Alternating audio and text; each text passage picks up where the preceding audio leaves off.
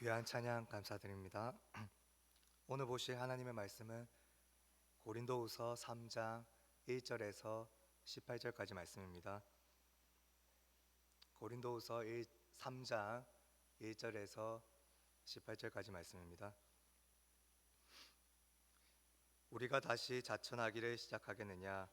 우리가 어찌 어떤 사람처럼 추천서를 너희에게 붙이거나 혹은 너희에게 받거나 할 필요가 있느냐? 너희는 우리의 편지라. 우리 마음에 썼고 뭇 사람이 알고 읽는 바라. 너희는 우리로 말미암아 나타난 그리스도의 편지니 이는 먹으로 쓴 것이 아니요 오직 살아계신 하나님의 영으로 쓴 것이며 또 돌판에 쓴 것이 아니요 오직 육의 마음판에 쓴 것이라. 우리가 그리스도로 말미암아 하나님을 향하여 이 같은 확신이 있으니 우리가 무슨 일이든지 우리에게서 난 것 같이 스스로 만족할 것이 아니니 우리의 만족은 오직 하나님으로부터 났느니라. 그가 또한 우리를 새 언약의 일꾼 되기에 만족하게 하셨으니 율법 조문으로 하지 아니하고 오직 영으로 함이니 율법 조문은 죽이는 것이요 영은 살리는 것이니라. 돌에 서서 새긴 죽게 하는 율법 조문의 짚은도 영광이 있어 이스라엘 자손들은 모세의 얼굴에 없어질 영광 때문에도 그 얼굴을 주목하지 못하였거든. 하물며 영의 직분은 더욱 영광이 있지 아니하겠느냐? 정죄의 직분도 영광이 있은즉 의의 직분은 영광이 더욱 넘치리라. 영광되었던 것이 더 큰 영광으로 말미암아 이에 영광될 것이 없으나 없어질 것도 영광으로 말미암았은즉 길이 있을 것은 더욱 영광 가운데 있느니라. 12절부터 함께 읽겠습니다. 우리가 이 같은 소망이 있으므로 담대히 말하노니 우리는 장차 없어질 것에 결국을 주목하지 못하게 하려고 수건을 그 얼굴에 쓴 것 같이 아니하노라. 그러나 그들의 마음이 완고하여 오늘까지도 구약을 읽을 때에 그 수건이 벗겨지지 아니하고 있으니 그 수건은 그리스도 안에서 없어질 것이라. 오늘까지 모세의 글을 읽을 때에 수건이 그 마음을 덮었도다. 그러나 언제든지 주께로 돌아가면 주는 영이시니 주의 영이 계신 곳에는 자유가 있느니라. 우리가 다 수건을 벗은 얼굴로 거울을 보는 것 같이 주의 영광을 보매 그와 같은 형상으로 변화하여 영광에서 영광에 이르니 곧 주의 영으로 말미암음이니라. 아멘.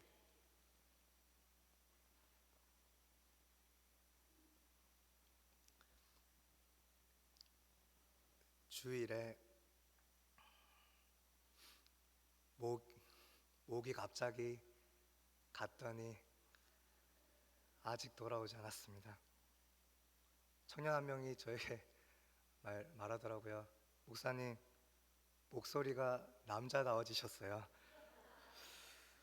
웃기지만 슬픈 현실입니다. 목소리가 다소 좀 불편하게 들리더라도 양해해 주시기 바랍니다. 여러분, 우리는 그리스도인들입니다. 예수님을 믿음으로 구원받은 하나님의 자녀이자 새 언약의 백성이 된 사람들입니다. 오늘 본문 서두에서 바울은 새 언약의 일꾼으로서의 확신을 가지고 이 편지를 쓰고 있다고 말하고 있습니다. 그리고 3절에서 이 편지의 정체성에 대해서 얘기해 주고 있는데요. 이 편지가 기록의 형식을 띠고 있지만 돌판에 새긴 구약의 율법이나 잉크로 쓴 글의 개념과 같이 인간적인 방식으로 쓰인 게 아니라 하나님의 영, 성령이 사람의 마음판에 역사하여 아로 새긴 말씀이라는 것입니다. 그리고 사도 바울과 같이 예수님을 제대로 믿은 고린도 교인들과 같이 새로운 삶을 살아가는 참된 그리스도인이 곧 그리스도의 편지라는 것입니다.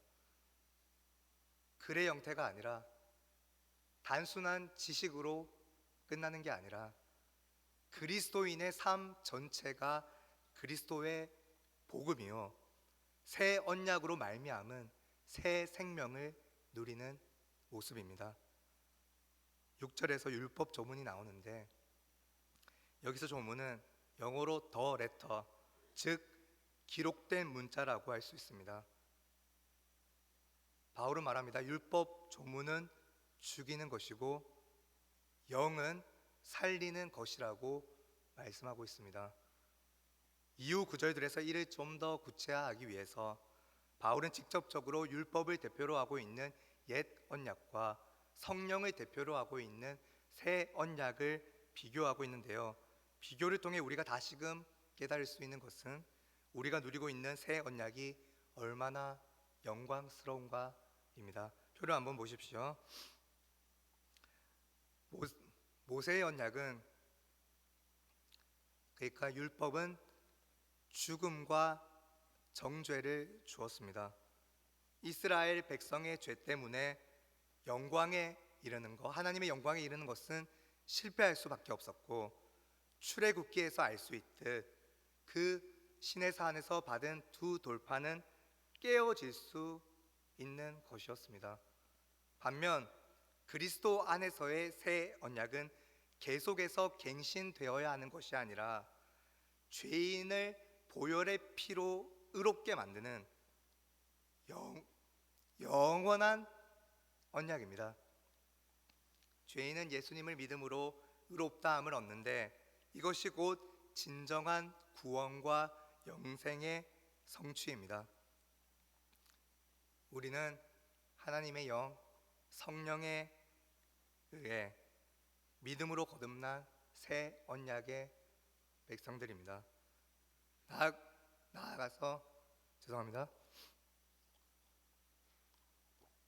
나아가서 우리는 이 비교를 통해 우리가 누리고 있는 영광에 대해 살펴볼 수 있는데요.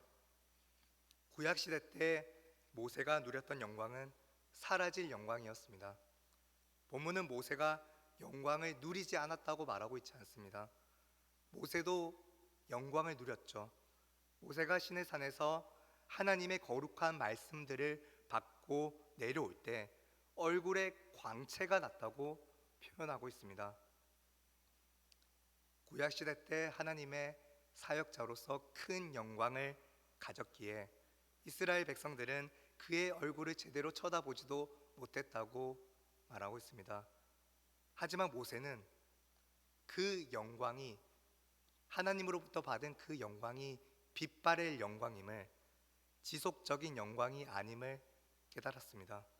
모세는 자신에게 임한 하나님의 영광이 희미하게 될 영광임을 알고 있었기에 사람들에게 하나님의 말씀을 전할 때는 언제나 얼굴을 수건으로 가렸습니다. 하지만 예수님이 오신 후 성령의 감동하심에 의해 믿음으로 예수님과 연합한 신약시대, 저희들을 포함한 신약시대의 하나님의 백성들은 어떤 영광을 누리나요? 더욱 넘치는 영광, 영원한 영광을 누립니다. 하나님의 자녀로서의 영광을 누립니다.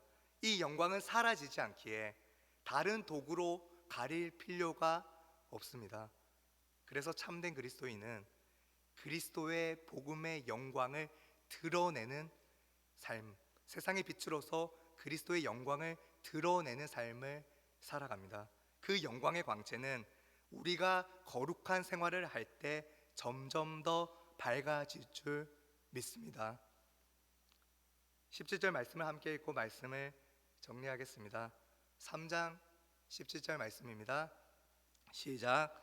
주는 영이시니 주의 영이 계신 곳에는 자유가 있느니라. 아멘. 여러분, 우리 마음 가운데 성령님이 영원토록 내주하시는 줄 믿으십니까? 성령은 우리에게 영적인 자유를 주십니다. 죄와 세상의 풍조와 각종 두려움과 각종 종교 의식으로부터의 자유를 허락해 주십니다. 복음으로 말미암은 새 언약은 그리스도 안에서 영광스러운 자유를 줍니다. 우리는 진리 안에서 자유를 누리는데요. 이는 다른 말로 하면 성령의 역사로 인해서 더욱더 그리스도를 닮아가는 인생입니다. 오늘 또 성령의 충만함을 구하는 기도를 간절히 올려드리며 진리의 말씀을 잘 깨달아 알아 날마다 예수님을 닮아감으로 하나님의 기쁨의 자녀로서 하나님께 영광을 올려드리며 그리스도의 영광을 함께 누리는 모든 참된 성도들 되기를 간절히 소망합니다. 이 시간 함께 찬양하고 기도드리겠습니다. 성령이 오셨네 찬양 드리겠습니다.